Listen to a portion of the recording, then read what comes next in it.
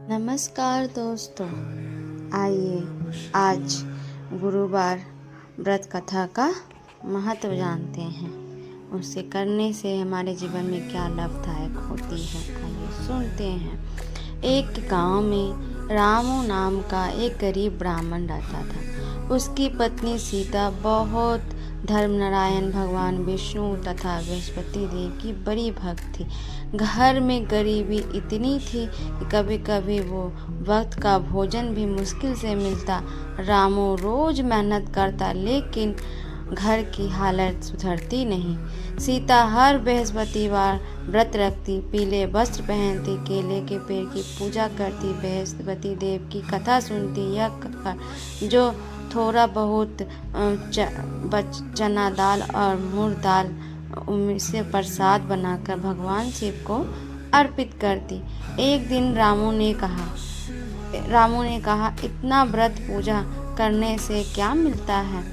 हमारी गरीबी तो दूर नहीं होती। सीता बोली, स्वामी विश्वास रखिए, बृहस्पति देव अवश्य कृपा करेंगे। लेकिन रामू को भरोसा नहीं हुआ। एक दिन बृहस्पतिवार के दिन एक वृद्ध साधु उन्होंने भिक्षा मांगी। घर में कुछ ना होते हुए फिर भी सीता ने उसके हिस्से की रोटी दे दी।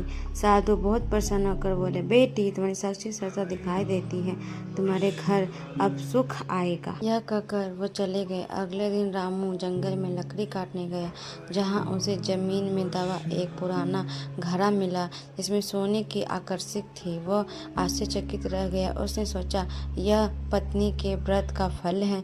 धीरे धीरे घर में समृद्धि आने लगी। नया घर बन गया, गाय भैंस आ गई, अनाज भर गया। परंतु धन आने के बाद रामू के घमंड आ गया। उसने कहा, अब व्रत करने की क्या जरूरत है? सीता ने समझाया, यह बृहस्पति देव की कृपा है।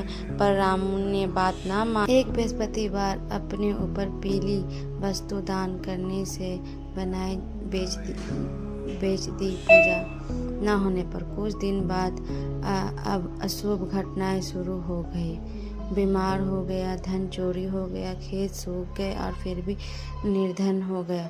रामू दुखी होकर बोला, यह सब कैसे हुआ? सीता बोली, अपने बृहस्पतिवार देव का अपमान किया।